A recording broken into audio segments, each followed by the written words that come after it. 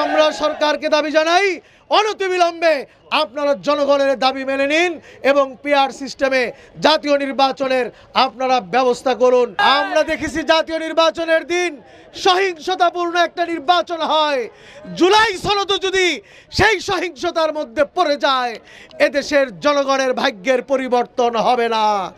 এদেশবাসী বোঝে এবং জানে জনগণের দাবি। পীর সাহেব চরমোনাই বলেছেন ইসলামী আন্দোলন বাংলাদেশ সহ আরও 7টি দল আমরা উত্থাপন করেছি। অনতিবিলম্বে জুলাই সনদ বাস্তবায়নের জন্য অবশ্যই গণভোটের আয়োজন করতে হবে। আমরা বলি নভেম্বর ডিসেম্বরের মধ্যেই গণভোটের আয়োজন করেন, এছাড়াও লেভেল প্লেইং ফিল্ড করেন। জাতীয় নির্বাচনের জন্য আমরা দেখছি নির্বাচন কমিশন উল্লেখযোগ্য লেভেল প্লেইং ফিল্ড করার জন্য উল্লেখযোগ্য কোনো কর্মসূচি এখনো সিদ্ধান্ত গ্রহণ করতে পারে নাই। এই অবস্থায় যদি নির্বাচন হয় তাহলে আমরা জানি পেশি শক্তির প্রভাব থাকবে এবং সুষ্ঠু নির্বাচনের কোনো আশা করা যায় না। সেজন্য আমাদের স্পষ্ট দাবি অনতিবিলম্বে আপনারা গণভোটের ব্যবস্থা করুন জুলাই সনদ বাস্তবায়নের জন্য।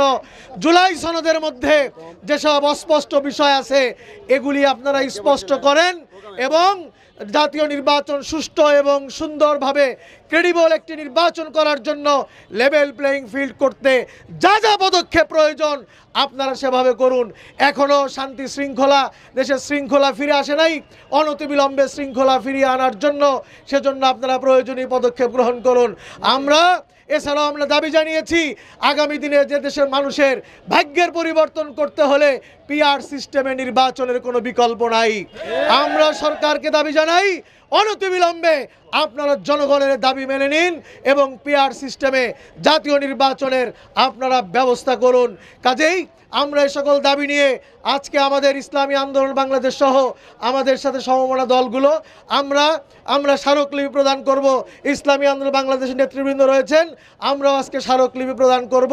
যারা আজকে অংশগ্রহণ করেছেন সকলকে ধন্যবাদ জানাই।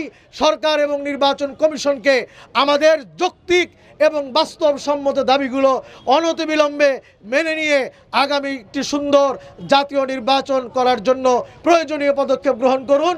অনতিবিলম্বে গণভোটের আপনারা ব্যবস্থা করুন। সকলকে ধন্যবাদ জানিয়ে বক্তব্য এখানে শেষ করছি। ওমা আলাইনা ইল্লাল বালাগ।